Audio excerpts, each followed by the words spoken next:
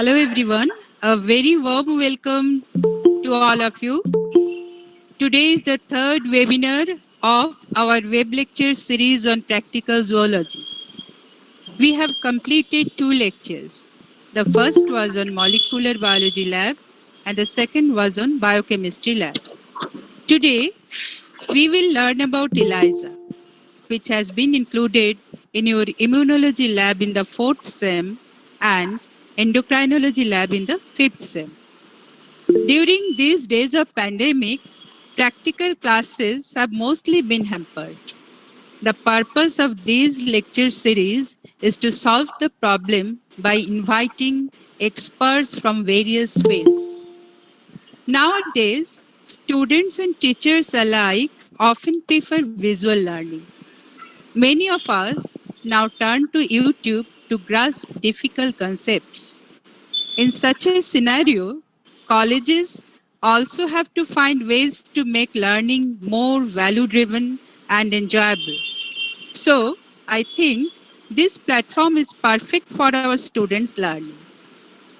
Today, Dr. Saiful Anam Mir will discuss about ELISA, a very commonly used laboratory technique for detecting and quantifying antibodies and hormones in blood.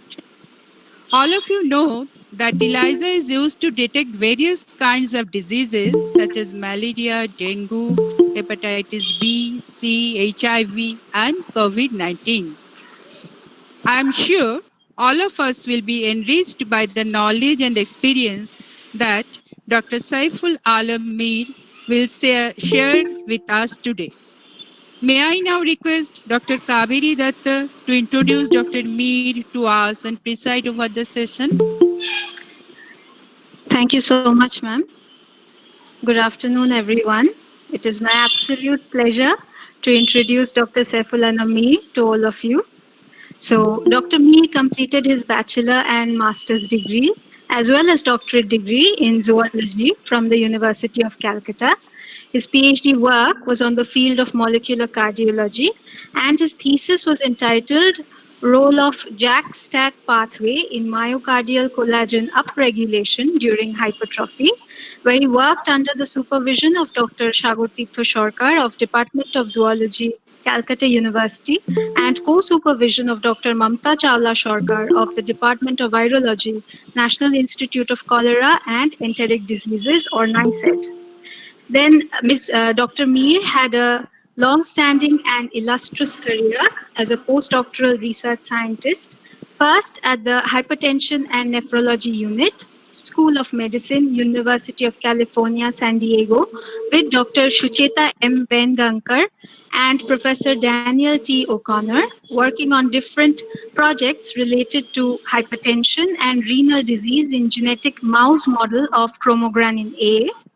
Dr. Mir was also the senior research associate in the Stem Cell Regeneration and Aging Unit at Sanford Burnham Prebys Medical Discovery Institute, San Diego, California, with Dr. Pamela Itkin Ansari, working on endoplasmic reticulum stress and protein misfolding during development of type 2 diabetes.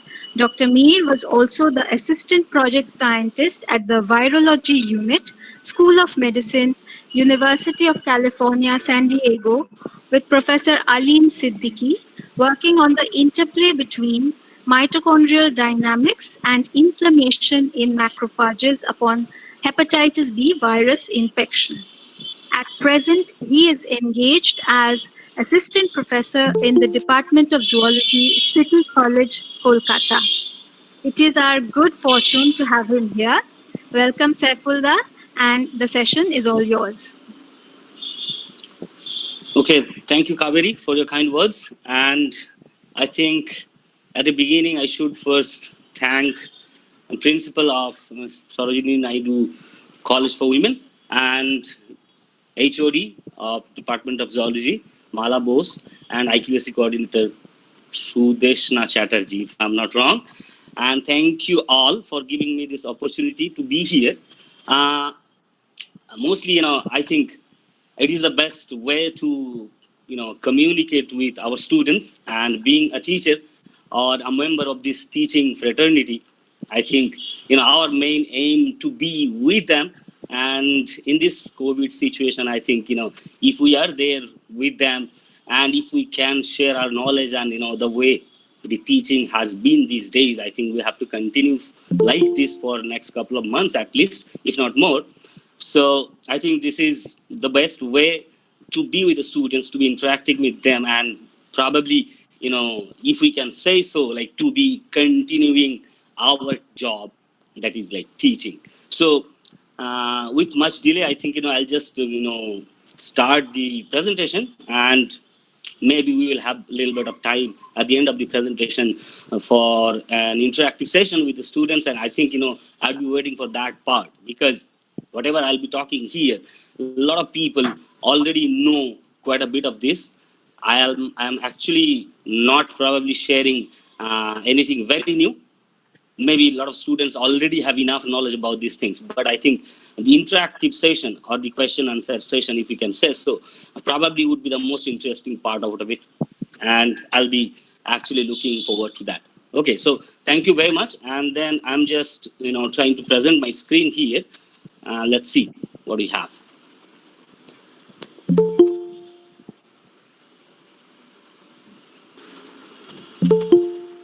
Okay, so can you see my slide? Yes. So we are on the first slide, right? Right. Okay, all right. So I'm sorry for the delay. I was probably having some network issue. That's why I got disconnected too. All right, so students, I welcome you all, and thank you for having me, as I said earlier.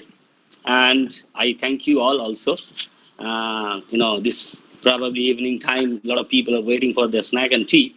But, I promise I'll not be taking too long, okay? Hopefully I'll try to, finish, in time. So the thing we are going to talk about is ELISA. So a lot of people, a lot of us, probably all of us, we know quite a bit about this already. So maybe it is kind of just revisiting what we have already studied, maybe earlier, or even, in our other semesters also.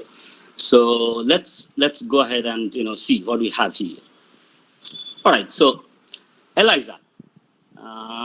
Essentially, this ELISA is a kind of an immunoassay.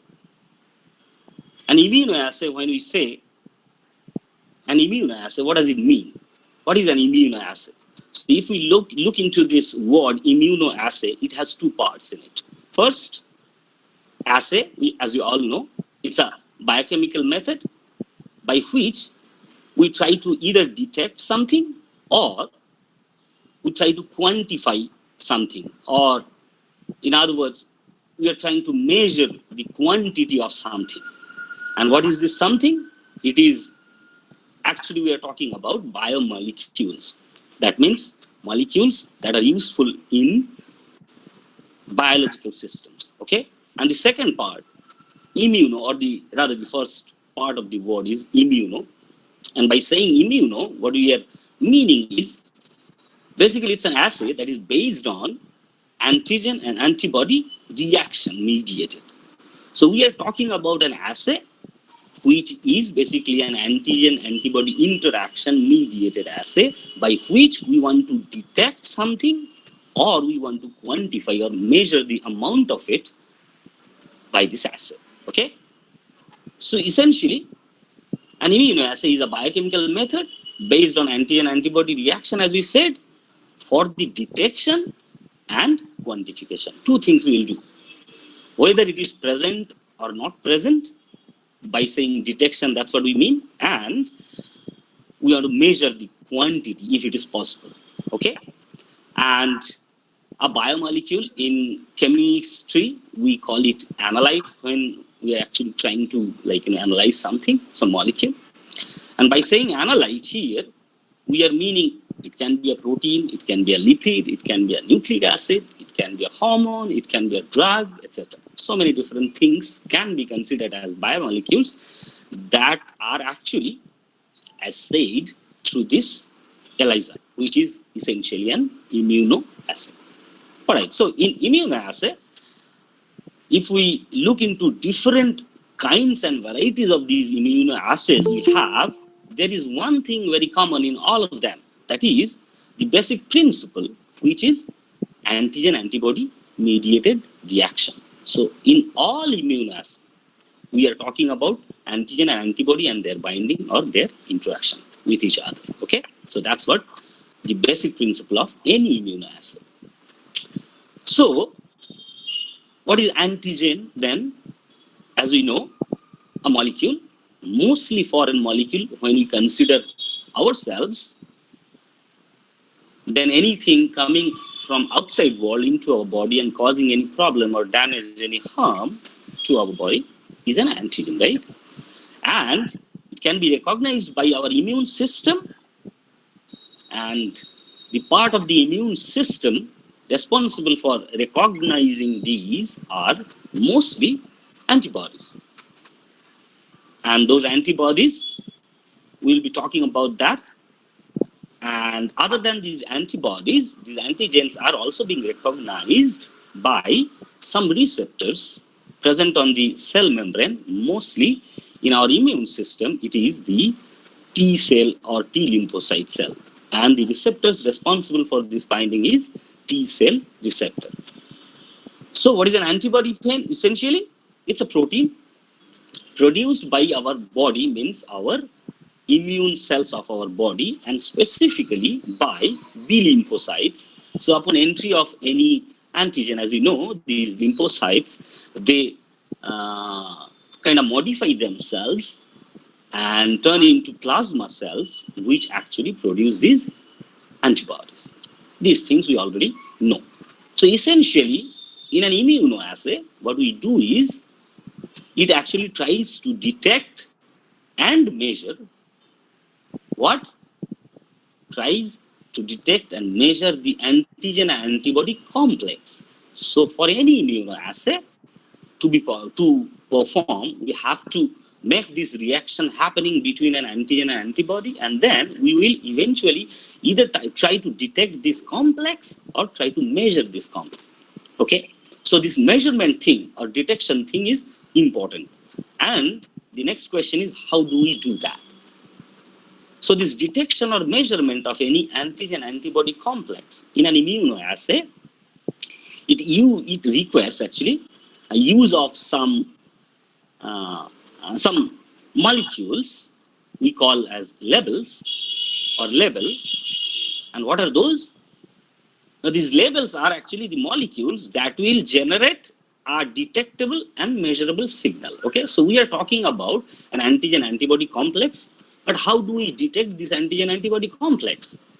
For that, we have a label, which is a molecule attached either with the antigen or the antibody, and this label is capable of giving some signal or generate some signal, and we want to detect that signal or measure that signal, and by that we will actually detect or measure the amount of antigen antibody complex, and that is actually the way we do this whole thing. Okay, so as we said, these label molecules are attached either with the antigen or the antibody. Anything will work. Okay, example, if we talk about a radioactive isotope, and this isotope, if it is attached with an antigen or antibody, and this antigen or antibody, if it complexes with other antigen or antibody, and then if we measure the radioactive emission from that complex, we will get this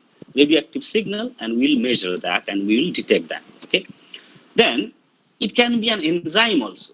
So an enzyme attached to either the antigen or the antibody, and we will use some substrate of that particular enzyme. So the enzyme will convert this substrate into its product, right? And we want to measure that product.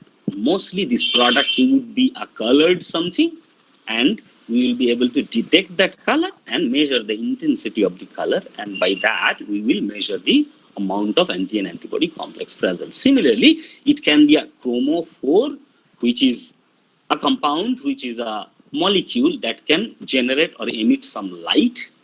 We can attach that to the antigen or antibody, or it can be a fluorophore, which is a molecule that can give some fluorescence signal, and we want to detect or measure that fluorescence signal here.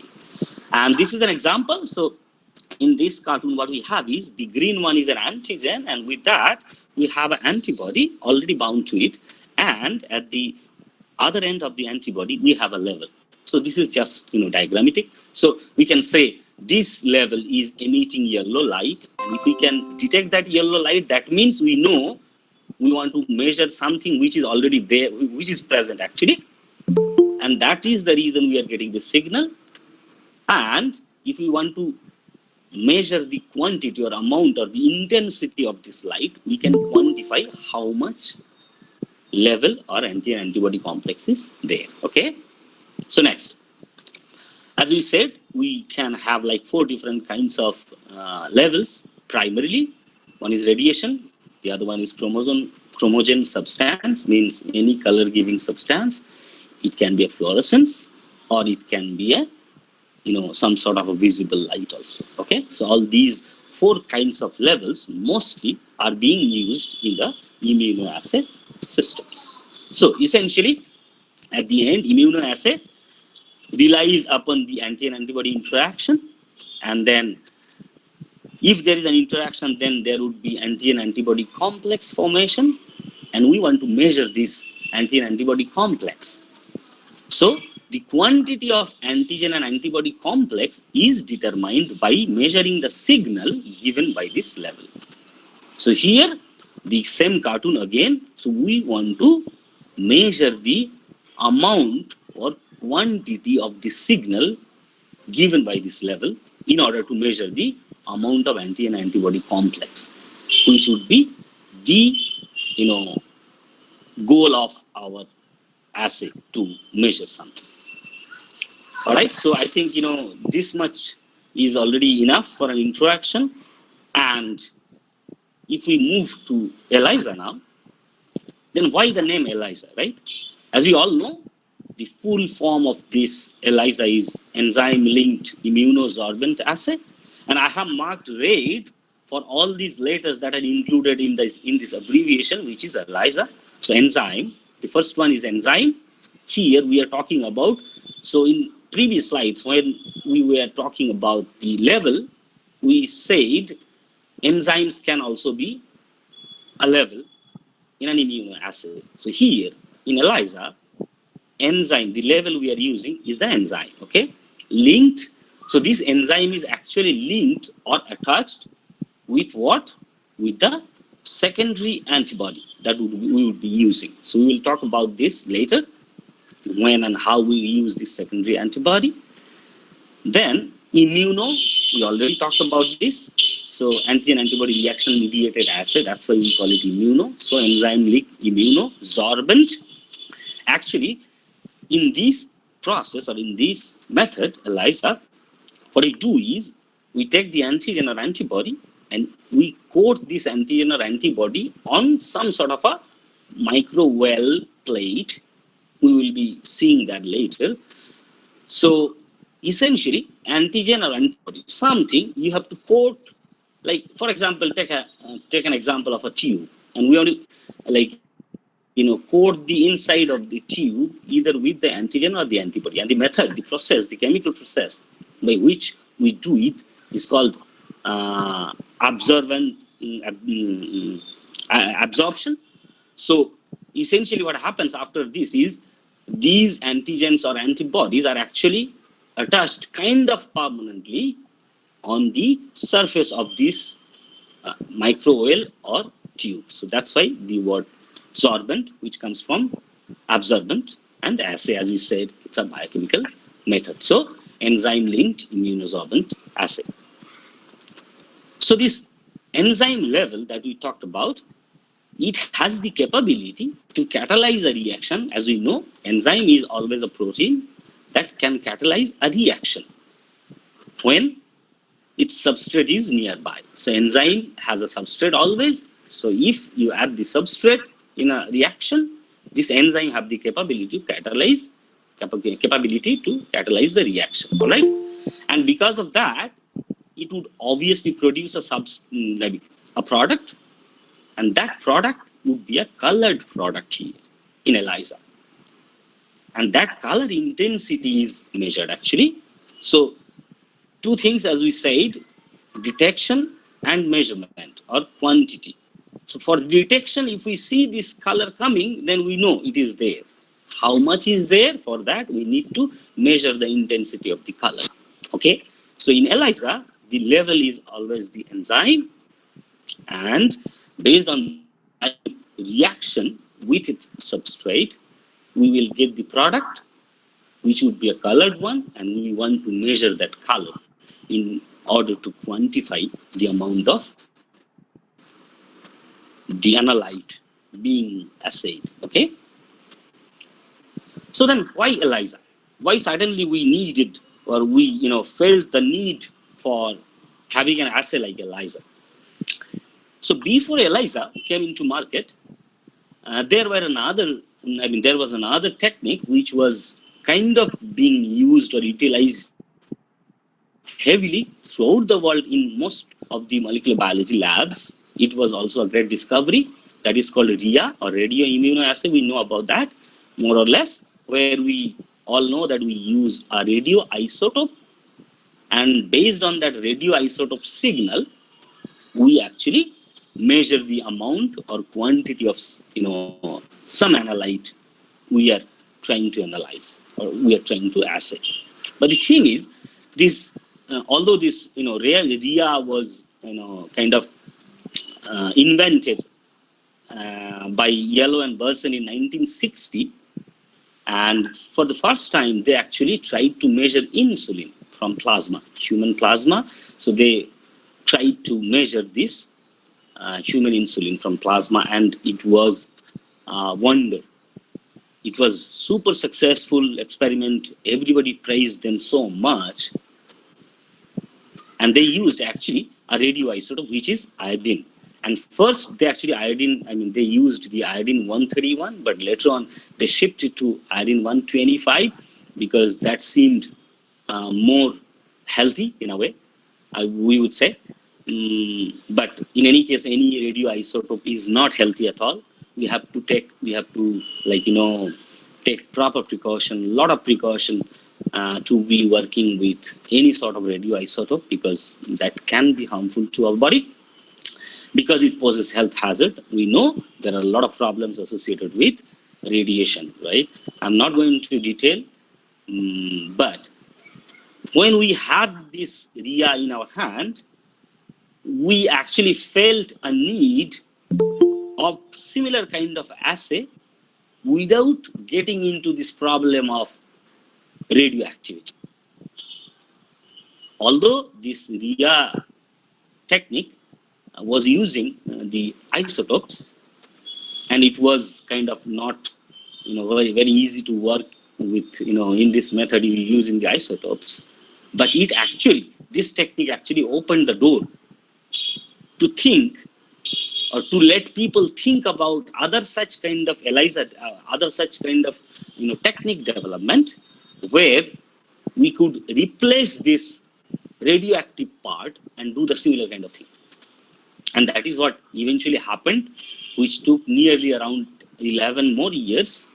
And in 1971, there were two research groups. They published two research papers, and where actually these so-called ELISA technique first came into existence in 1971 in the Stockholm University in Sweden. Peter Perlman and Eva Engvall, so they published a research where they measured IgG, immunoglobulin G or antibody G, in rabbit serum using this technique, and they published this paper with this particular name, ELISA, enzyme-linked immunosorbent assay. On the very same year, in Netherlands, there was another research group led by Professor Anton Swartz and Bob Van Wiemen. So these two people, they actually published similar kind of a research where they called this technique as EIA, enzyme immunoassay, which is essentially the same thing as ELISA. And what they did is they measured the human chorionic gonadotrophin, HCG, in urine samples. And that was the start of the journey of this method named ELISA. And ever since, this is one of the most widely used techniques, molecular biology techniques, in the labs all throughout the world. Everywhere you go, whosoever does this molecular biology thing, they use this ELISA, at least, if not a lot, to some extent. All right? All right, so the principle of ELISA. We already talked about this thing at the very beginning, that it is an immunoassay based on antigen-antibody interaction, right? But the way the antigen and antibody works, we have probably studied it in our basic immunology courses, that here in an antigen-antibody reaction, antigen is basically working as a key, and it can fit into a particular lock, which is an antibody. So we know a key is specific for a lock, right? Here, an antigen is specific for an antibody, and when they come into contact, they can form a very strong binding. So by saying lock and key concept, we are actually talking about this particular specificity of an antigen and its interaction with a particular antibody, not with others, okay? And essentially, in this method, what we do is, it's an enzyme conjugate substrate model. So we said this already. We have the level here as an enzyme, and this enzyme is bound with either the antigen or antibody, but mostly the techniques we use in laboratory, mostly this enzyme is attached to the antibody. We will be seeing that later. And then this conjugate, this enzyme and the antibody conjugate actually kind of gives the signal when this enzyme gets its substrate, it converts it into something, right? So the enzyme is bound to a secondary antibody mostly. In practice, the way it is done, this enzyme is actually attached to a secondary antibody. We'll be seeing that later again. And this secondary antibody actually binds with the primary antigen-antibody complex. So we are talking about an antigen. For example, we have an antigen we want to measure. Then, say, antigen A. So we have an antibody which binds with this antigen. So we call it the antibody A. So antigen A, antibody A, okay? Now we have a second antibody with an enzyme attached to it that can bind with this primary antibody, okay? So stepwise fashion. And then when we add the substrate, the enzyme converts it into a colored component, and we want to measure the intensity of that color, okay? All right? And then while we perform this experiment, what we do is we have already some known concentration of this particular analyte we are using. For example, the example I mentioned just in the previous sentence, if we have the antigen A, for example, okay, so then we have known concentrations of this antigen A with us, and we will prepare different concentration of that, and we will be running that running those reactions parallelly. For what? Based on those results, we will plot a curve, a standard curve we say it, a standard curve, and based on that standard curve, we will extrapolate the unknown sample values to know its concentration. We will be talking about that in a bit, okay? And then finally, the concentration of the unknown analyte is extrapolated from the standard curve, as I have already mentioned, all right? So these are the basic principles of ELISA. And then if we look into the various kinds or different types of ELISA, earlier I talked about various types of immunoassays, but here we are talking about various kinds of ELISA, okay? Primarily, we can classify this into three different types. One is non-competitive, the second one is competitive, and the third one is multiple or portable ELISA. So this last one is comparatively a newer concept, and I'll talk about that a little bit later.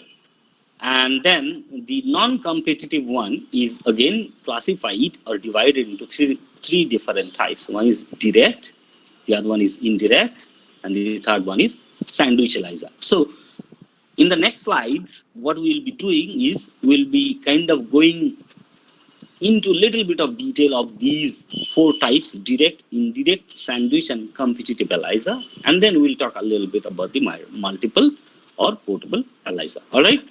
And this classification or this categorization is based on the antigen immobilization and the detection. So everything, or in other words, the total working procedure, the way this particular ELISA works. Based on that, this is the kind of flow chart to categorize or to classify different kinds of this ELISA technique. All right. So first, the direct ELISA. It is the simplest form of ELISA, where we have an antigen which is already coated onto a plate. So if we look into the cartoon here at the bottom, the first first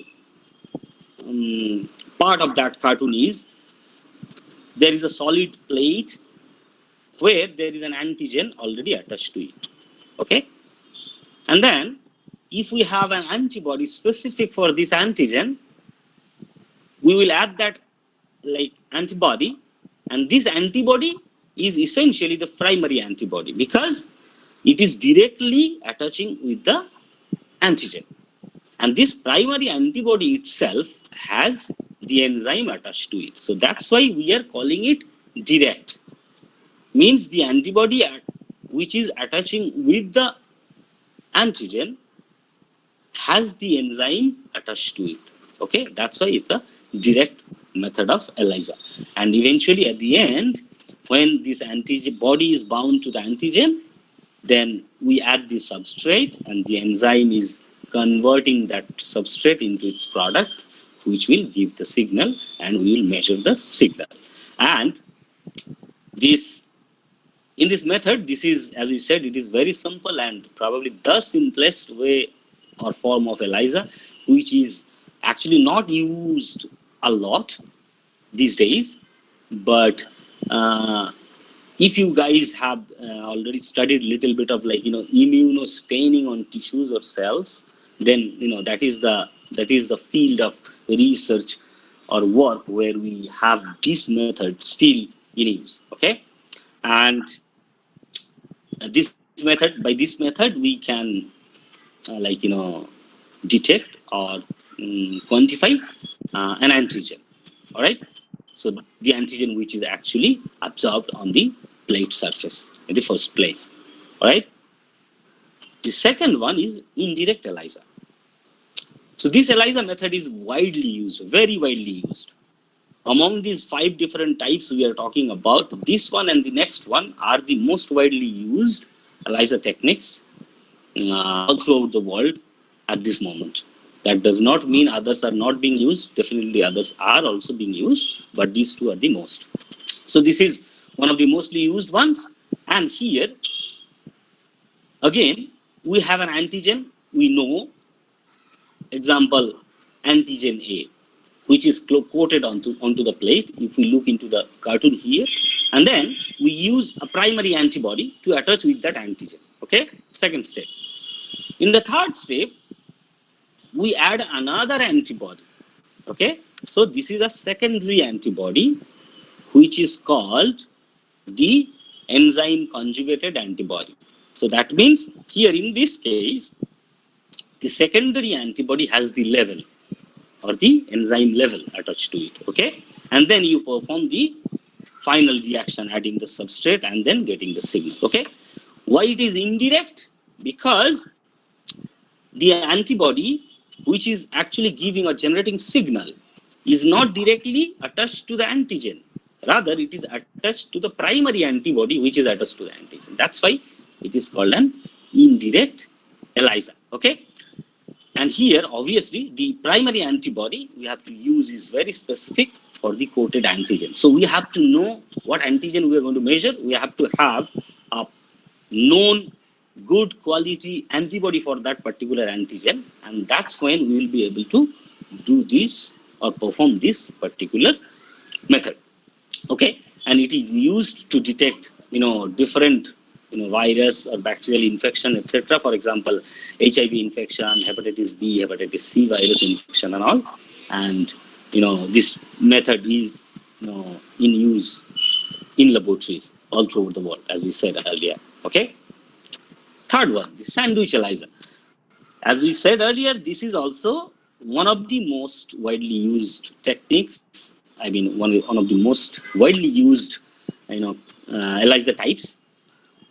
And here, what we have is essentially we make a sandwich of what?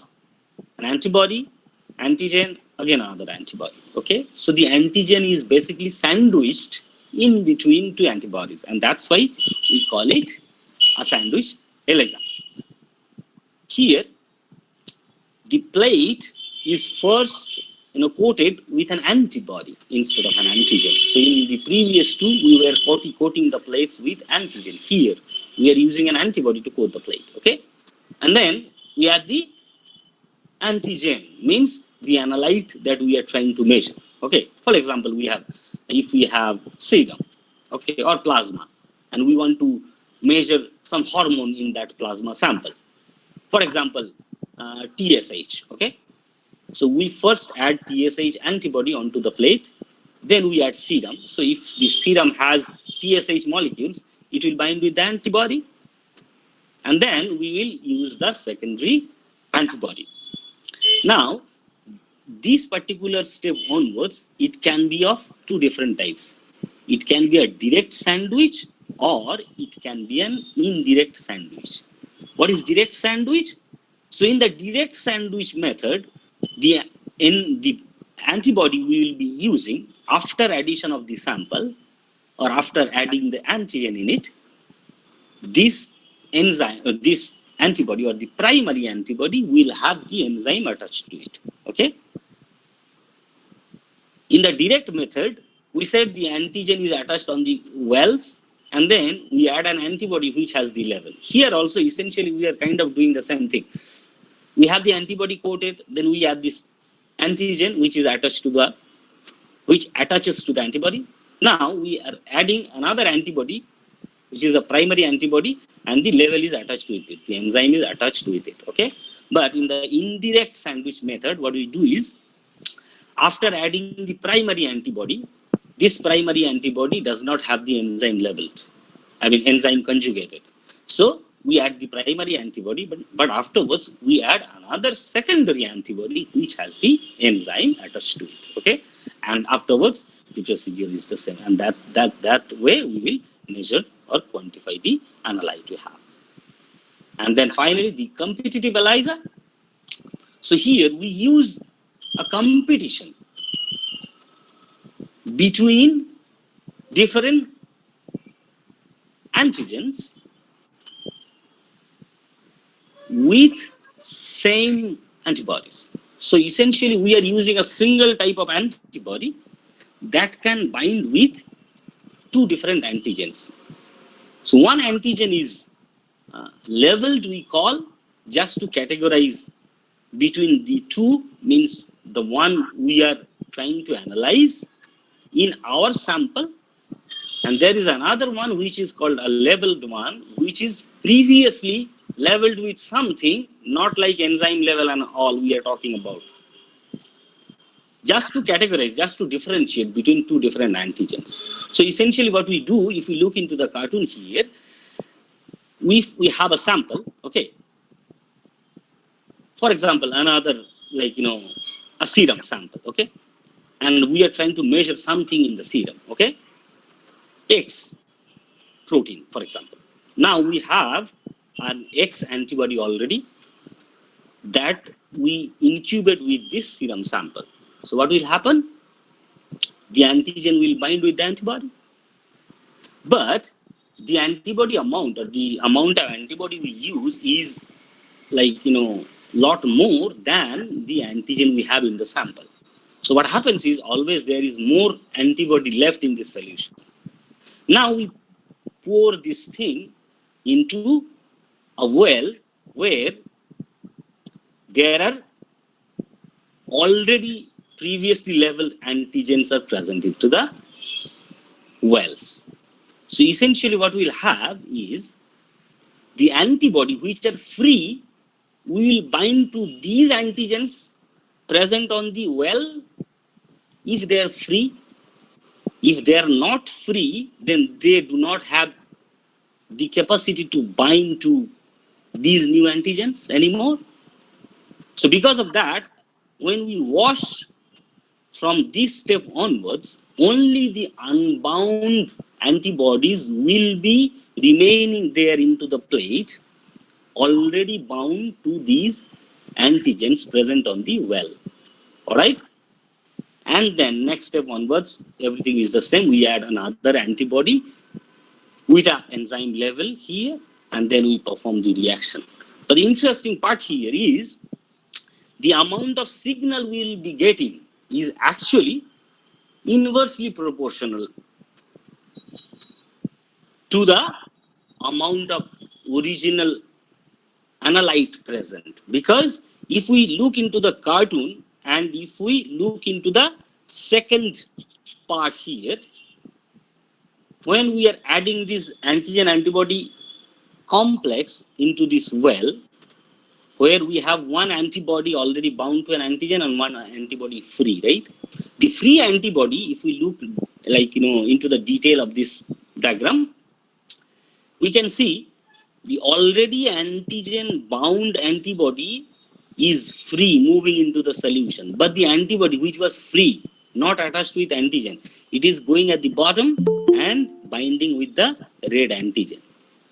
Now what happens? This antibody is bound to the bottom, so it is not free, but the other one is floating into the media. So if we wash it out, then the already bound antibody will be washed out. So what will be remaining here? The antibody which was free, which is actually not bound with the analyte we are trying to measure.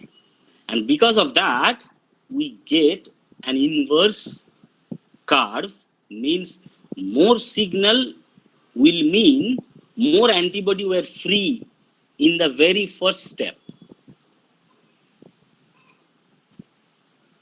That means more antibody actually got bound with these antigens present on the wall of the microwell plate. All right, so that way it is actually the inverse relation.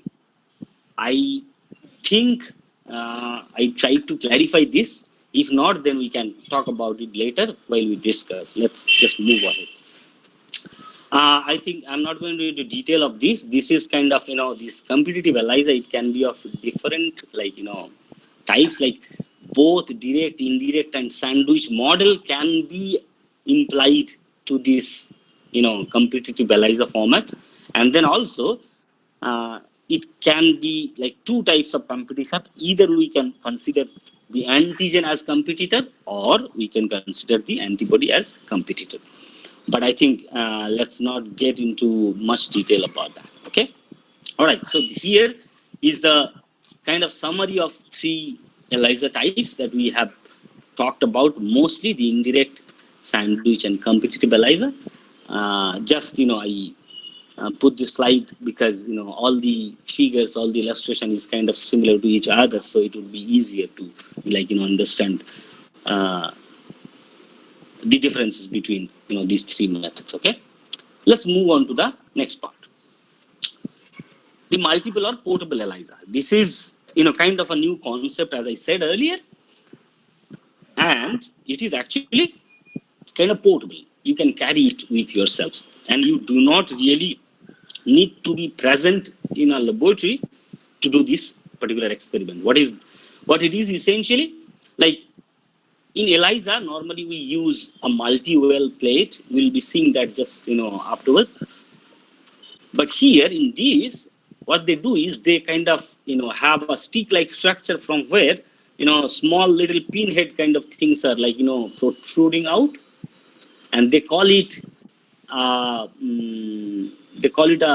deep multi-catcher, or some pinheads, or they call it also ogival or ogival pins, whatever way you can pronounce it. And what did they do is, these pinheads are actually kind of coated with this, whether either it's an antigen or antibody or something like that. And what you do is essentially you catch hold of these, strips, and you dip it into some, wells already filled in with either your sample or substrate and other stuffs that we use in an ELISA method. Okay, so essentially the thing is you can just carry it with yourself, and you can do the experiments outside the laboratory. And the other thing is, with the invention of newer technologies, we will see later that for ELISA, the final step after we do the enzyme substrate reaction and we develop the color product, we have to measure the intensity of that color, right, as we said earlier. But here these methods actually gives you the freedom to use some basic Android phone or any other high-end phone apps to measure the intensity in field also. So if you are taking this somewhere for a field trip, and if you want to do some experiment right there, and if you want to analyze it, you can just do it with your just an Android or a smartphone also. Okay, so you don't really need a very sophisticated instrument to perform this technique. All right. Okay, so for ELISA, the equipments we need. This is an example of a micro-well plate we were talking about. So these plates are the ones on which this whole ELISA thing happens, the reactions happen. So essentially these are multi-well plates, and normally it comes in 8 by 12. So 8 columns, on the column, every column has 8 wells, and if you go row wise, then every row has 12 wells. So 8 by 12, and this is universal. Anywhere you go in the world, if you ask for an ELISA plate, anybody would give you exactly this thing. And this is its measurement, and everything is made in such a way it will fit into any kind of machine anywhere in the world. Means any ELISA machine. Anywhere in the world you go, you take this plate, it will fit in there. Okay, so this is made in such a way. And these are 8 multiplied by 12 is 96. So in general, in laboratory, we call it 96 well plate or 96 well micro well plate. And it is a flat bottom one. And that flat bottom is actually transparent because it is made up of polystyrene. And this transparent bottom is actually the place where the antigen or antibody coating happens. So if we want to coat this, coat this micro wells, this coating happens at the bottom, okay, bottom surface. All right, and normally 300 to 350 microliter of solution you can pour into each well. Okay, so this is one thing which is very much needed. And the other thing is, as you already know, pipette we have already seen, probably all of us. So these pipettes are the useful tools to measure small volumes. But for ELISA, it is very helpful if we have a multi-channel pipette. What is multi-channel pipette? So on top right, there is the pipette, which has, every pipette has a tip attached to it.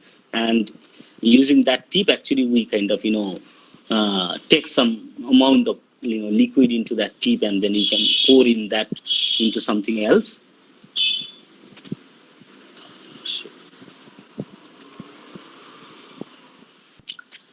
All right, so in a multi-channel pipette, what we have is, instead of having one tip, the pipette is made in such a way that we can fit in more than one tips in it.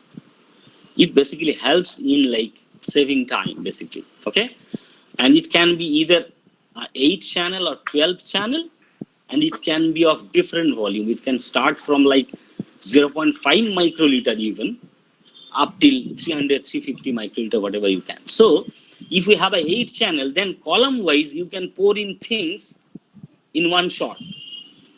Instead of pipetting 8 times, you use a multi-channel pipette with an 8 channel, and then you can pour in you can pour it into 8 wells at the same time. All right. So these multi-channel pipette is very helpful for this ELISA. And finally, what we have is an ELISA reader or microplate reader. What is it? Essentially, as we said earlier, at the end of the ELISA experiment, when we do this enzyme substrate reaction, that gives us some sort of a color or some sort of a signal that we want to measure. So ELISA reader is that machine by which actually we can quantify the intensity of that color. So this is kind of mostly an automated machine. So after the reaction is done, you you put this plate into this machine, and then it has specific programs and it has different filters. What is filter?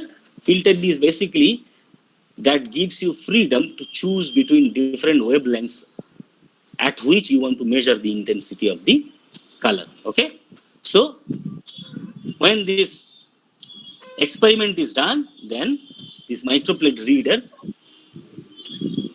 basically helps you to read the plate or to read the intensity of the color. All right. So this is, I think, other than these, there are several minor things needed, but those are not very, I would say very complicated ones to be mentioned here. These are the 3 major things as equipments we can talk about. Okay. So finally, the ELISA procedure. How do we perform this experiment now?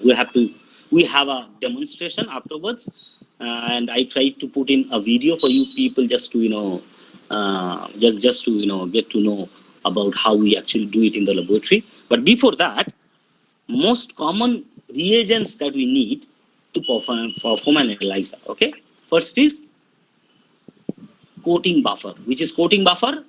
Like as we said, these microplate wells bottom has to be coated either with an antigen or antibody, whatever you want, and that you have to do normally in a solution. So we do it in a buffer. So that is what we call coating buffer. Coating buffer with either the coating antigen or antibody, whatever you want. And then afterwards, we have to use some wash buffer to wash off any extra things we have there. And then we need these samples. What are these samples? Like, if I give you a serum sample and if I ask you to perform an ELISA, that is a sample, right? But together with that, we have to have other things also. And what are those? We will be talking about that in the next slide. Okay. And then we need a blocking buffer. A blocking buffer is essentially, very, very commonly used blocking buffer is bovine serum albumin, 1%, or you can use a 5% non-fat dry milk or skim milk, we say. And what is the purpose of that? So consider about a single well where you already coated it with an antibody. Okay. But obviously, it is practically not possible to coat that well, 100%. You cannot go into every single pixel of that platform or that surface. Means to be covered with antibodies. So there will always be some gap between antibodies attached. So, for example, if we say there are 100 antibodies attached on the surface, there will be gap in between those individual antibodies between each other. And those gaps are actually not good for our experiment, because when you add other antibodies later on, these antibodies can actually bind to those empty spaces or those gaps, and that can give you background noise. To remove that, we use a blocking buffer that will block all those empty spaces, so that in later stages, when we use other antibodies, they are not being able to bind to those empty spaces. That is what we call, the concept of blocking. Okay. Then we use primary antibody, then we use secondary antibody, which is already having a level or an enzyme attached to it. And then we use some substrate for this particular enzyme, right? And then finally, when the substrate is added, there will be a color generation. But the thing is, at some point, you have to stop the solution, because you have to stop the reaction, because you cannot just keep on doing the reaction for longer time, because normally these kind of signals has a lifetime. So you want to stop the solution, stop the reaction with a stop solution, and immediately you want to measure the intensity of the color. All right. So as I said earlier, that we'll be talking about the samples here. So in an ELISA experiment, normally, other than the ones we are trying to measure, for example, any patient sample, that is a sample we want to measure, right? But other than that, we have to include other things into this. First one is standards. Standards is what? Let us take an example. We are trying to measure insulin, okay? And I have 5 plasma samples that I want to measure the insulin level in that, all right? Now, to do this ELISA experiment, we will have to have an pure or purified insulin with us, and we want to make different concentration from that. And how do we do that? For example, I have 1 microgram insulin with me. Insulin comes as powder. So if we dissolve that insulin 1 microgram in 1 ml of water, then I have 1 microgram per ml concentration, right? So from that, I can make 50% dilution to make another. From there, I can make another 50% dilution. So essentially, you have already a known concentration of the same analyte we are trying to analyze in the samples, means insulin, and we make different concentration of that. Why do we do that? So by taking different known concentration of the analyte, for example, insulin, as we said, we will have some reading for each and every concentration of, or each and every known concentration of insulin, and we will plot those values on a graph paper to make a curve or to make a standard curve. And based on that standard curve, we will actually extrapolate the values, or we will try to know the values of these unknown samples, or these 5 other patient samples I was talking about. Okay. So essentially, the standards are nothing but known concentration of the same analyte that we are trying to analyze in the patient samples. Okay. And we make these different concentration of that from a stock solution by a process called serial dilution. Okay. As I said, you make a solution, then make 2-fold dilution, then another 2-fold dilution, another 2-fold dilution, that way. So you will have different concentration of the same analyte. So these are called standards. Then there is a thing called blank. Blank means you will be using everything excepting this particular analyte, neither the known concentration nor the unknown concentration. This is basically the kind of buffers and everything we are using. It will give a little bit of background, and we have to subtract that background noise from each and every value we get. Okay, that is what is called a blank. Now we have a positive control and negative control. What is positive control? Positive control is, again, it's the same known analyte concentration we have. But why do we do that? We already have standards, right? And those are already known concentration. But for positive controls, this is another known concentration that we will be considering as unknown, and we will perform the experiment, and we will cross-check its value from that standard curve and see if our experiment efficiency was good. Because positive control, for example, positive control gives you certain value, and you put that onto the graph paper, and you come to know that your concentration is 50 microgram per ml. Okay.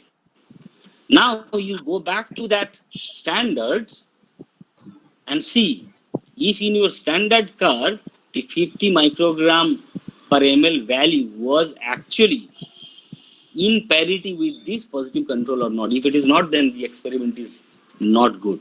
Okay, so that is the reason we have positive control.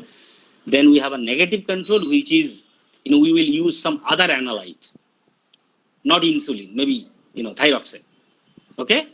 And we'll see eventually that it should not be reacting with these whole procedure and we should not be getting any signal at all. Okay?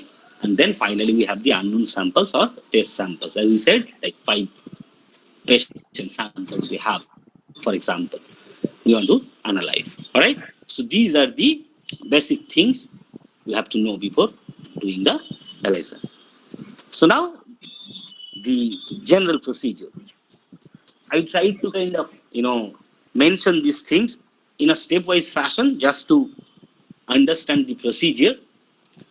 And let us just go over with it step by step. Okay, first, coating the microwell plate, and this is done overnight at 4 degrees centigrade, or we can keep the thing at 3 hours at room temperature with the antibody or antigen, whatever you want to coat with. Okay. For example, here insulin antibody.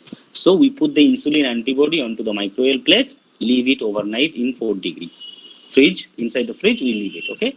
Next day we come back, we wash the wells with wash buffer. Okay. Next step, as we said, we have to block. So now you put the blocking buffer in it and keep it for 1 hour at room temperature. Then again, after 1 hour, you wash it. And afterwards, we have to prepare the analyte and standards and everything. Like, what do you mean by preparing the analyte? Like, most of the times what happens is, like, when we have these samples, sometimes these samples are like, not very good, not in very good condition. Sometimes we need to like dilute the samples and all. So whatever we have to do in this time. So prepare the analyte, like blank, standard, unknown samples, positive and negative controls, everything we have to prepare in that time. Okay. So in the next step, you add those things. So you have to add blank, you have to add all the standards, sample and positive, negative controls, everything into the well, not into a single well, obviously. Every sample goes into a different well. Okay. Normally, within brackets, I wrote 100 microliter each. This is definitely not the only option. Sometimes you have to add only 10 microliter. Sometimes you want to add like 150 microliter. So it can vary. Okay. This is just an example. And you wait for 2 hours. Why? Because you have the antibody coated into the well. You want to allow this antigen in your samples to bind with that antibody, and you have to give enough or specific time. Okay. After 2 hours, come back. Step 7, you wash it again, and then you add the detection antibody. What is that? So this is the first or the primary antibody. Okay, we are using. We are talking about a sandwich ELISA here. So first we had the antibody in the well, then we added the antigen. Now we are adding the second antibody. Second primary antibody. So this is the primary antibody we are using. And here in this case, if it is insulin, then it is an anti-insulin antibody. Okay. And normally we would use like 100 or 200 microliter per well. Okay. And then again you wait for another 2 hours for this antibody to bind with the insulin. And then again you come back and wash. Then you add this secondary antibody that has the enzyme conjugated with it. Okay. Normally secondary antibody binding does not take very long. That's why if you keep it for 1 hour, that should be enough. And then after that, you again wash it off, remove excess antibodies and everything, and then you add this substrate of that enzyme. Okay.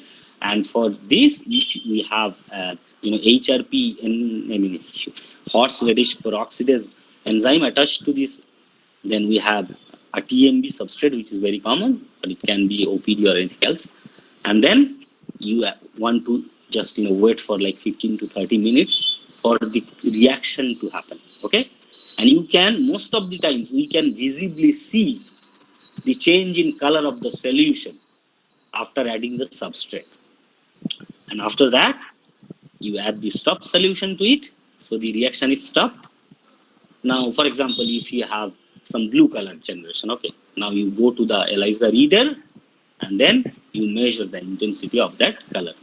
450 nanometer mostly is, when the color generates nearly something like an yellow. If it is like bluish, then normally we measure it around like 580, 595 or so. Okay. So then ELISA reader, you already read the plate, means you have the intensity of the colors already read. That means you have the data. And last step, you have to analyze the data. Okay. All right. So here I have a like video presentation for you people, and this is an indirect or sandwich ELISA. Okay. So this is the first step. We are putting the microwave plate with the antigen or antibody, whatever you want. Okay. So this is the first step. So we are putting in the antibody solution here. Okay. And then, as we said, we want to overnight wait, and then this is washing. We are now washing the plates with wash buffer. I think you guys can see that, this person is using a multi-channel pipette. So things become so easy, no? So this is wash. So after this wash is done, what do you want to do? You want to block, right? Third step, block the wells with blocking buffer. He is putting blocking buffer in it now. Okay. You can see the tube is already leveled with blocking buffer. So blocking, you have to wait for 1 hour, and then after that, the fourth step is wash. Okay. Again, you wash the plate with wash buffer.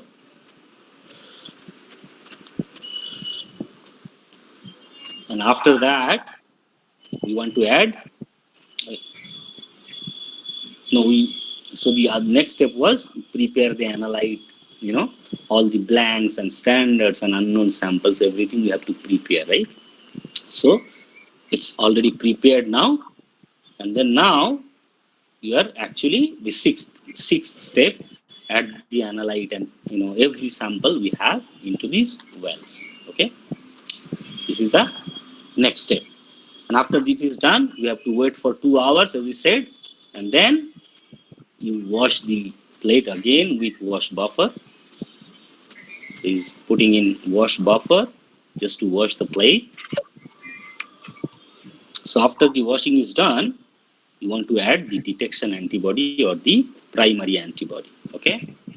So he's putting in the primary antibody, and then we have to wait for 2 hours for binding, right? And then we have to wash again. So he's putting in wash buffer again. So this is so simple, right? Very simple technique. Just you have to be careful about what you are adding and not mixing tips. And the next step is now adding secondary antibody. This antibody has the enzyme attached to it, right, already. And then we have to wait for 1 hour. And after that, we have to wash it again. So he's washing it again.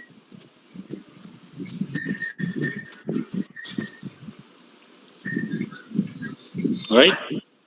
So washing is done, and now he is adding the substrate. Okay. He's using OPD. I had written it there, and then we have to wait 15 to 30 minutes, right? And after this, actually, he's taking it into the ELISA reader, but we have to add the stop solution. It was not demonstrated here in the video, but we have to add the stop solution, and then you go to the ELISA reader, and then it's just letting the program start, and we have to take the reading. So after this, you get something like this. So these individual values for each well is there. So final step, read the plate, and finally you have to analyze the data. Okay.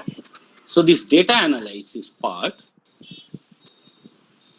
Okay, just before that, how does it look at the end of the experiment? So this is ELISA plate after the reaction is done. Okay. Now, if you look into these first two columns, all the wells, if you start looking from the bottom and go upwards, you will see there is a difference in color intensity, right? And that is actually, while we run the ELISA experiment, we make every reaction in duplicate at least. Means every reaction will be double. You can do triple also for very specific kind of reactions, because if there is any like if anything goes wrong in a well, then you get a wrong like signal, right?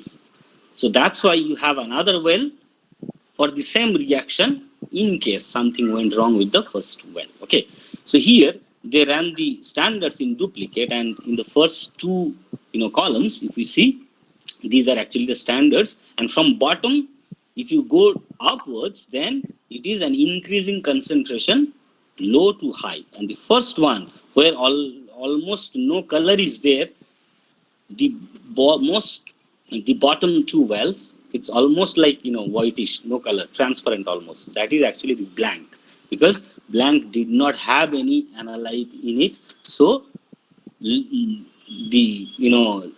lowest amount of signal generation will be there. But if you go upwards, as you see, on the topmost two wells, the standard 7, it has 2.5 microgram, just for example, microgram per nanogram per microliter. I wrote that.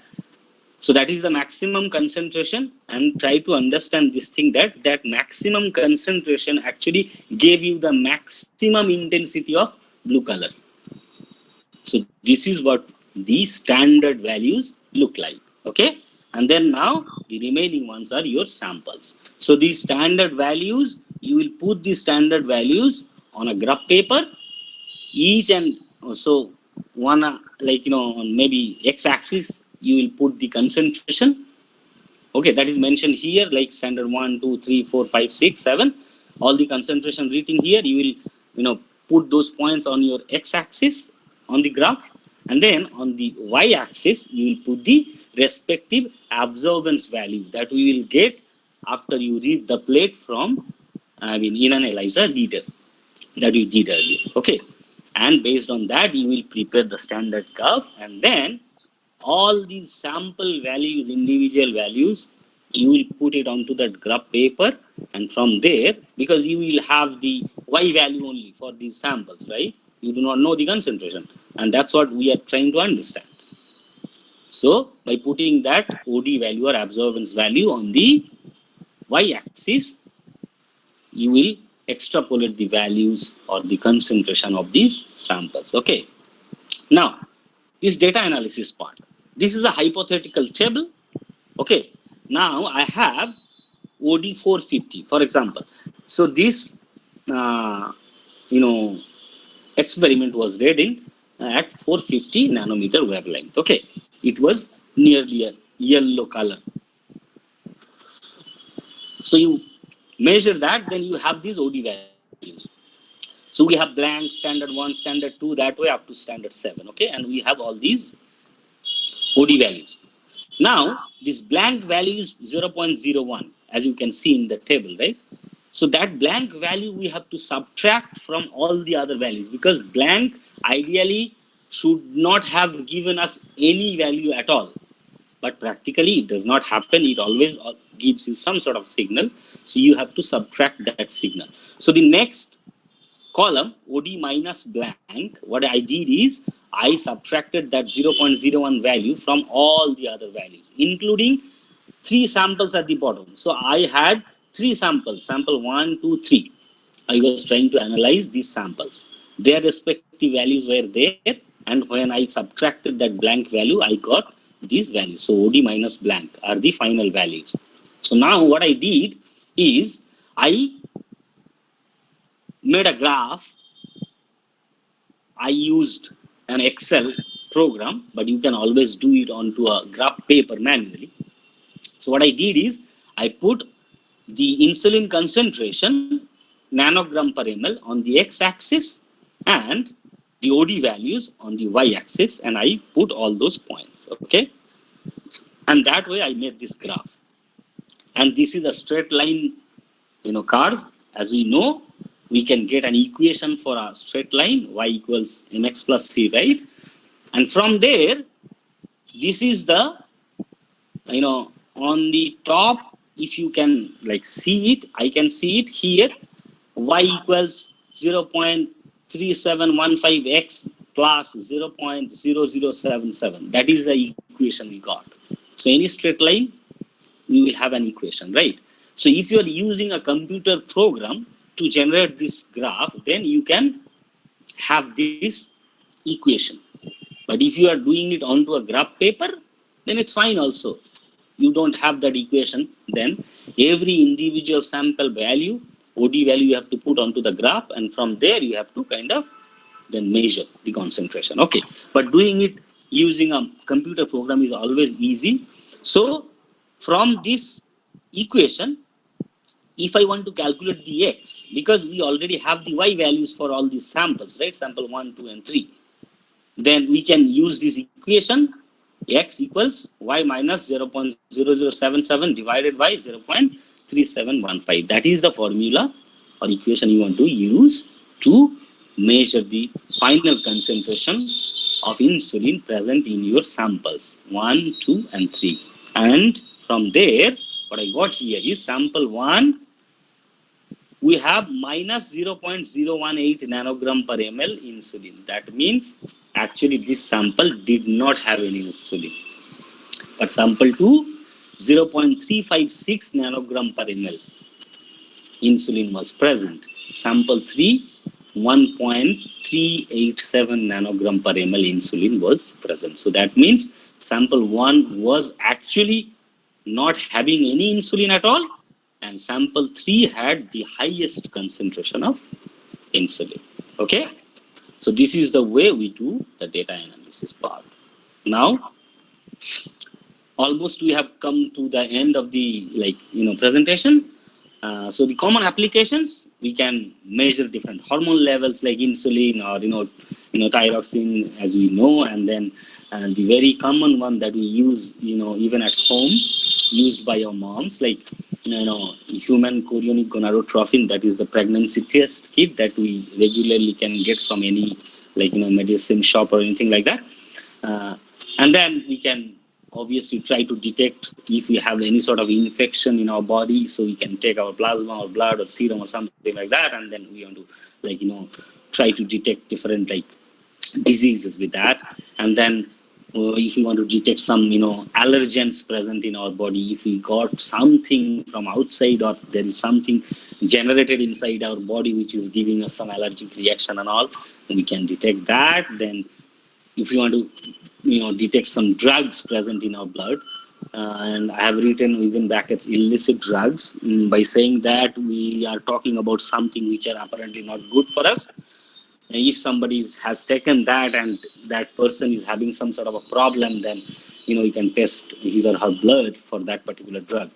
And then obviously most commonly used in our blood screening, in our blood banks, when we have blood samples coming from different blood donation camps or anything like that, or if somebody is going into some blood bank and donate some blood, then we have to screen that blood for few particular things, like whether that person had any infection like hepatitis B, C, or if that person is infected with AIDS virus, like HIV virus or not. So all those kind of things are kind of very common applications for ELISA. So advantages, the first one is radiation hazard. No, because we are not using radioisotope, right? It is very sensitive technique, and it can be a qualitative one, and quantitative means we can say whether it is present or not. That means the detection, and then if it is present, then how much is the quantity, right? We can measure that. It is pretty easy to perform, and honestly, to perform this ELISA, we do not really need scientists to be doing it. I mean, any common person, if you just train that person for couple of times, that person should be fine to do it. And then it has the varied sample range, means we can use different samples, different kinds of samples to do ELISA, like plasma, protein extract, urine, or cell culture supernatant, or in sputum, semen, anything like that, or even serum, or cerebrospinal fluid, any sort of liquid, okay, we can use. So that gives us freedom to analyze a lot of different kinds of samples. And in modern day labs, those labs that perform regularly, they screen a lot of samples together. they do not do it manually. They have everything automated. So it's kind of a robotic thing. Everything is automated. You just put in the samples, and the experiment would be done in like a couple of hours. You'll get the result. So you can have this method established in an automated or automation mode. Okay. And then since we have the freedom of choosing the first or the starting material as antigen or antibody, like whether you want to coat the microwave plates with antigen or antibody, that actually gives you freedom based on the availability of resources you have. Like if you have very good quality antibody, then you can use some antigen to coat it, and that way.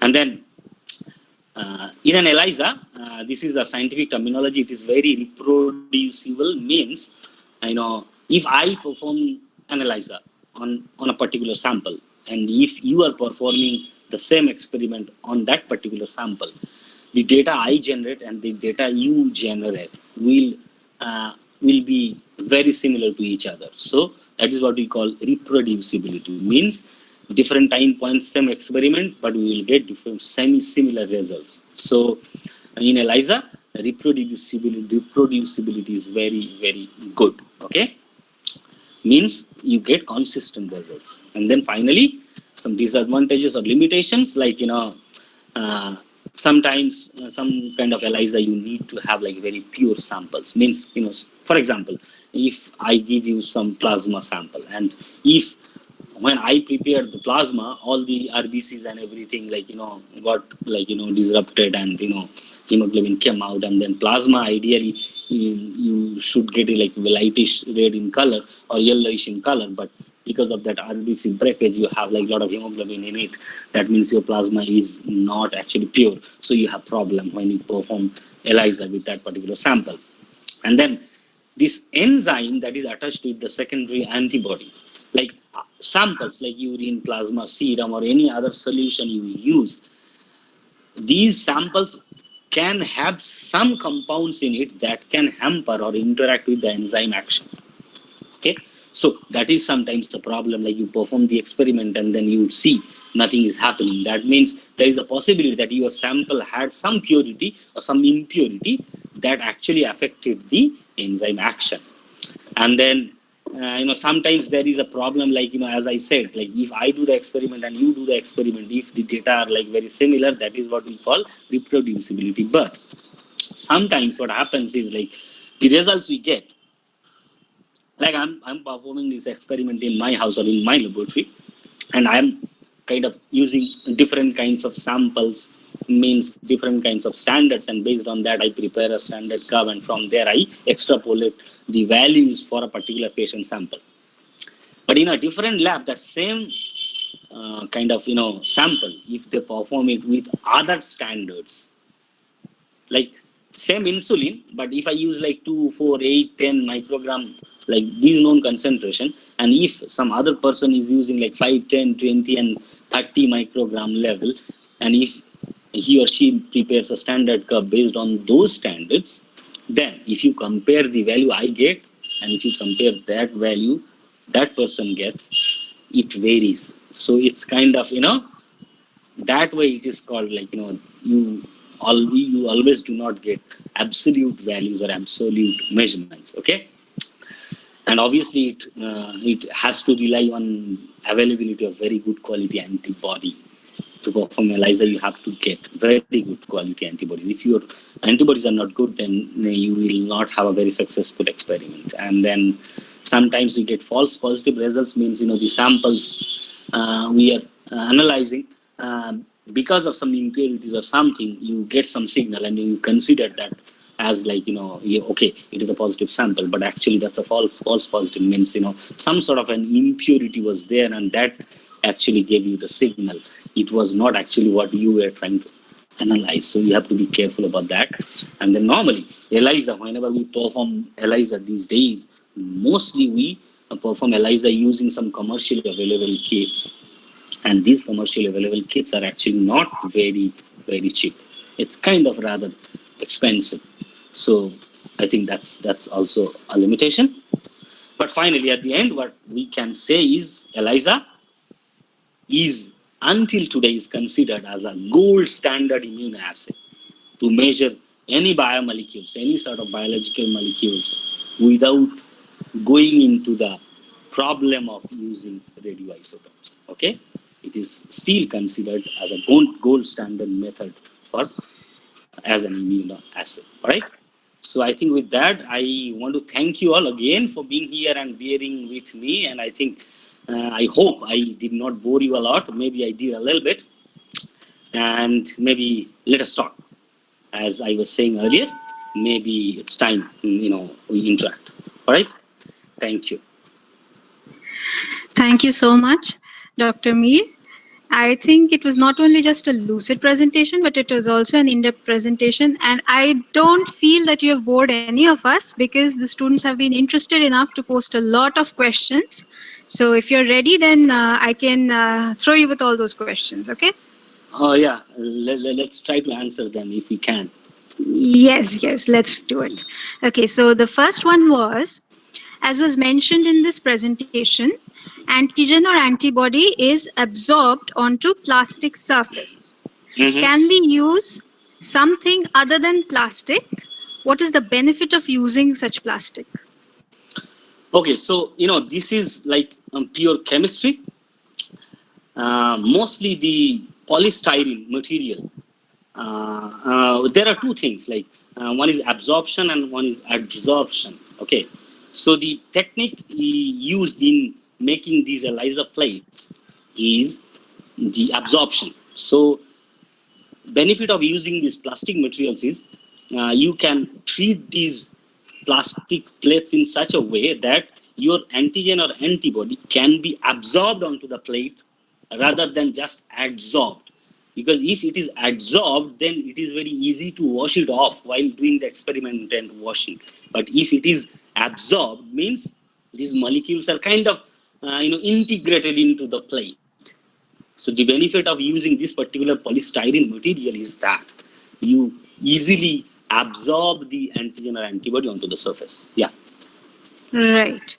Okay, so the next question is, if I gave a patient an antigen and developed the antigen antibody complex, and then I want to measure the amount of antibodies in his serum related to the dose of the antigen administered, which type of ELISA can I use? I'll do that again. If I gave a patient an antigen and developed antigen antibody complex and want to measure the amount of antibodies in his serum related to the dose of antigen administered, which Mhm. type of ELISA can I use? So see, the thing is, if you're trying to measure an antigen, antibody, the simplest Yes. way you can do it using direct ELISA, because you already know the amount of antigen you put. So based on that, you already prepare a plate where you have already put the same antigen, and then you take the serum sample from that particular patient, put into that microwave plate where you already have the known antigen on it, and based on that you can measure it. But commercially, when people these companies use this technology or this method to develop antibodies, they use different modified version of this because they want to commercialize this product. So they have to be very specific. These things we talked about are kind of, to some extent, a little bit of basic ideas, just to give you a little basic methodology. But in reality, at an industrial scale, when people are actually trying to do it, they do a lot of different things. And honestly, if you ask me, I probably don't know most of those, I because understand. we just use that thing in laboratory which is ready made, and we have given, okay, I want to do this particular ELISA, I can buy this kit commercially available, get that, do the experiment, done for me. But the real people who are actually developing these experiments in laboratory for commercial use, they do a lot of different things, and those are very, very complicated.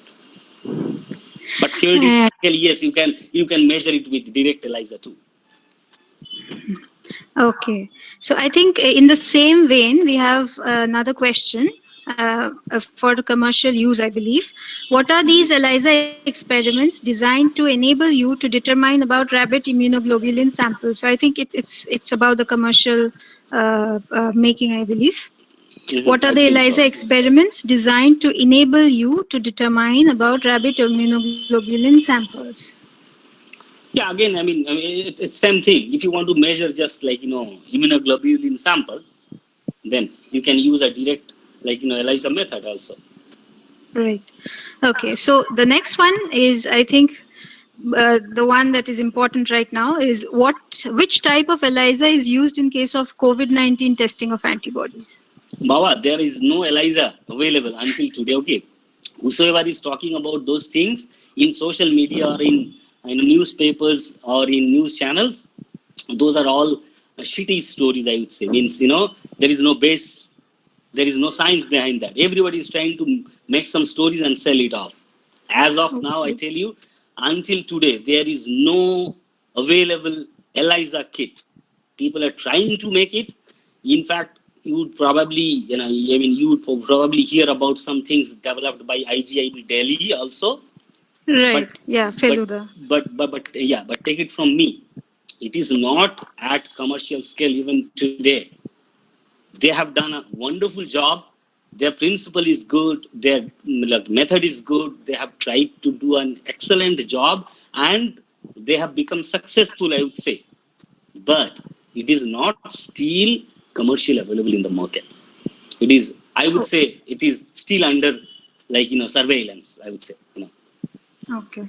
Okay. So students, this is very important. So wherever you encounter anybody saying ELISA for COVID-19, you know what to reply now. Okay. So the next one is, when you do the dilution step, do you do it only once? The serial dilution, I believe. Dilution step, do you do it only once to make sure that you find the right concentration for the working range of the assay? No. So the thing is, see, I'll give you an example. For example, I have 100 microgram per ml. Okay, 100 microgram per ml. That is my stock. Okay. Now, I have to decide what range I want to use for my standard curve generation. Okay. So, for example, I want to use the lowest as like 5 microgram and highest as 100 microgram. And I have the 100 microgram stock. So, from this 100 microgram stock, first I will make a dilution twofold. Then I will have my original 100 microgram, and then I will have twofold diluted, means 50 microgram. So from this 50 microgram, this first dilution, I will make another twofold dilution. Then I will have 100, 50, and then 25. Then from 25, I will make another twofold, then I will have 12.5. So that way, whatever you do it like in a serial manner. That's why we call it serial dilution. But you have to remember, this is a good question. I think whosoever is like asked this question, I think he or she kind of understood this thing, that this preparation or generation of standard curve would depend upon what samples you are trying to analyze and how much would be your signal, or the kind of quantity you are expecting in those samples. So for that, normally what we do is, we actually do, before performing the final experiment, we do some trial runs. Like we are expecting maybe 50 to 75 microgram per ml. That is my range. So I would maybe go with this range, where my lowest is 5 and highest is maybe 100. And if I run that and I see, okay, no, it is either very low or very high, then I have to think about preparing another standard curve using either lower concentration or higher concentration. So this is kind of the first or the trial part of it. You have to everybody has to bear with that. Right. So I think this question is linked to the previous one, that what is the purpose of standard curve in competitive ELISA? I think you've explained half of it. So yeah. So in competitive ELISA also, the thing is, as we said, the data we get is inversely proportional with the amount actually was present. So normally the curve that I showed, it is going like upwards, right? But normally for the competitive ELISA, again, we will obviously have to prepare a standard curve, and that would go like downwards. So you have high, like, on the y-axis, if you consider the OD or observance value, then highest OD means the lowest amount of sample you have. So it is going like this, okay? But definitely you would need a standard curve for that too. Okay. So another question for competitive ELISA was, in competitive ELISA, we are doing, what is competing with what and for what? Okay, all right. This is a good question, and I think I tried to answer that while I was explaining that. So here, actually, the competitors are the antigens. For example, we are trying to measure or analyze some antigen. Okay. Now I have a serum sample. Okay. So on that serum sample, for example, insulin in that serum. Okay. Now I will put insulin antibody into it. So whatever insulin is there, the antibody will bind to that insulin, right? But if there is not enough insulin into that solution, some antibody will be free. Now, if I put this whole thing onto a microwave plate, or just consider a tube, but this bottom of the tube is coated with insulin only, but that is already previously coated there. But that is the same antigen. So in the serum I had insulin, in the tube I also have insulin. So when I put this whole thing into the tube, what will happen? If I have some free antibody here, those free antibody will actually bind to this antigen or insulin bound to the tube. And then when I wash, everything else will be washed off. So actually this is, maybe in true sense it is that way, not a competition, you can say. But in other words, it is because you have two different types of antigen, which is essentially same antigen. But one you already had in your sample to be tested, and the other one, the other antigen is already you have in your test tube. Okay, and the amount of antibody is fixed. So if you had excess antibody in your sample solution, then those antibodies will actually bind with those free antigen into the tube. And that way it is the competition. Right. Okay, so next is, why sandwich ELISA is used so widely? This is kind of, see, the thing is, if you are trying to analyze or measure something, and if you have a good kind of antibody for that, then this method actually gives you very clear-cut results. In the sense, if you did the same thing using a direct method, then the amount of signal or the signal intensity you generate is not very good compared to the sandwich type. And the reason behind that clarity is you are actually doing this whole reaction in three different steps. First is you already have a particular antibody attached to your well. Then you are adding the antigen. It is binding to the antibody. And then you are adding another antibody which is binding to the same antigen. So at different level, you are trying to increase the specificity. Means non-specific interaction is much less in this sandwich ELISA. And then on top of that, you are finally using another antibody to bind with the primary antibody. So you are intensifying the clarity one step more even. This is just, something that gives you more clear and more reliable result. And that is one of the major, strategies or major reasons, main reasons for using this ELISA, I think. Right. Okay. So why is coating of the wells performed at 4 degrees Celsius? Oh, because normally antibodies are stable at cold temperatures. And the thing is, there was another option. If you noticed, if you kept it in room temperature, 3 hours is enough. But the thing is, normally what we do in laboratory is, so we make these antibody solution. For example, if I put like 100 microliter into the well, if I keep it at room temperature, 3 hours is enough. But I have to throw out that antibody solution. I cannot reuse the remaining left out solution. To be able to reuse that solution or that antibody, because antibody is expensive stuff, okay? It is not like buying a chocolate. It is very expensive stuff. So you want to reuse that antibody, so you put it in 4 degrees, so that way you save the antibody. That's the thing, nothing else. Okay. So why is it necessary to keep washing repeatedly in ELISA? Because, whatever we are using, like in terms of antigen, antibody, step by step, primary antibody, secondary antibody, everything. Other than the main reaction happening with antigen, antibody interaction and all, there will always be some sticking at the surface of whatever either plate or tube we are using.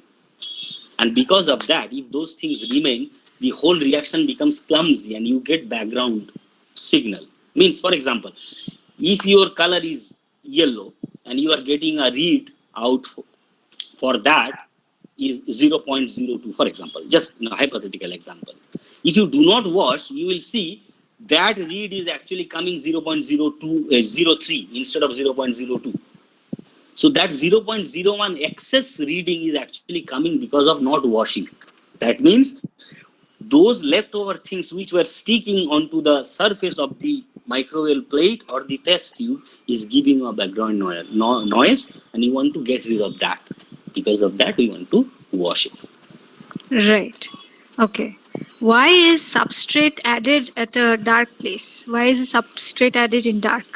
Oh, I mean, so this is just to clarify, not all the substrates in the world is light sensitive, but mostly the common ones that we use in the laboratory are light sensitive. Okay, so theoretically, yes, you can use some substrate which is not light sensitive, but mostly because the ones we use very commonly, and by saying we use very commonly means those are the most commonly used ones because those are available and because those are affordable also.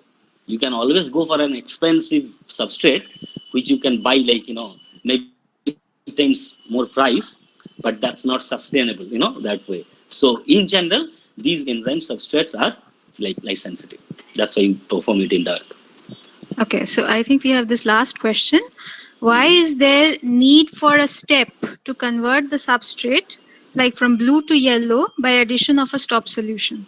Oh, normally the thing is, so whenever you have this chromogenic reaction happening after addition of this substrate, you get a color. Like the plate, if you remember, whatever plate I was showing you guys, it was like blue, right? But if you just kept this plate and let it sit there for 15 to 20 more minutes, the yellow color will intensify, right? And at some point, everything will be saturated. Means the lowest concentration also will give you the maximum yellow because the reaction is continuing. So you want to stop that. And when you stop that, we normally use either very low concentration, based on the previous reaction solutions we used, we normally use two common things. One is sodium hydroxide, very low concentration, or very low HCl based on the reaction, reaction type. So normally what happens is it's a buffer, it's a buffer system, right? And whatever chromogens are there because of this enzyme substrate reaction, with the change in pH of the solution, this chromogen actually changes its own color from something to something. And that's why we see the change in the color. It's chemistry, it's pure chemistry. Even I do not understand probably, Okay. Thank you so much, Saifullah. Thank you so much. I think we had a pretty nice, interesting discussion session as well. Thank you. And I would like to call Mala ma'am to give the formal vote of thanks. So we had a great session today. I'm sure we have all learned a lot from Dr. Mead. Now you can quickly grasp the techniques when you do the experiments hands-on in your laboratory. Dr. Mir, your demonstration makes the task easier for us teachers too. Thank you, Mir. We hope we get to listen to you again sometime in the future in the physical space of our college. I thank our respected principal madam, Dr. Urmila Ukil, for her support and cooperation, and Dr. Sudeshna Chatterjee, the IQAC coordinator, for her encouragement. Thank you, Tamogno, for providing all the technical support. Thanks to my dear colleagues and students. With that, we will sign off for today. We meet again on 18th September, Friday, for the last lecture of this series. Take a look at the flyer for more details about the next webinar. Thank you and goodbye. All Thank right. you, Thank you, Saiful. ma'am. And I think, I thank you again and I thank all the participants for the interaction. And I hope I tried to kind of, clarify whatever you wanted to know. And Yes. in case you need, you can always ask your teachers and through them, maybe me if needed, honestly. But I think, I should thank you people for being there, patiently listening to me. And I would very much like to be there in your department physically whenever this COVID Yes. situation is over. It would be an honor for me, and it is indeed an honor for me to be talking over here on this platform today. Also, thank you very much, and everybody stay safe, Thank you, stay home. Saiful. Thank you very much. Thank you. Thank Thank you so you. much, Saifullah. Okay, all right. See So you. Yeah. I'll just sign off then, ma'am. Thank you. Yes. Okay, Thank thank you you, very much. Saiful.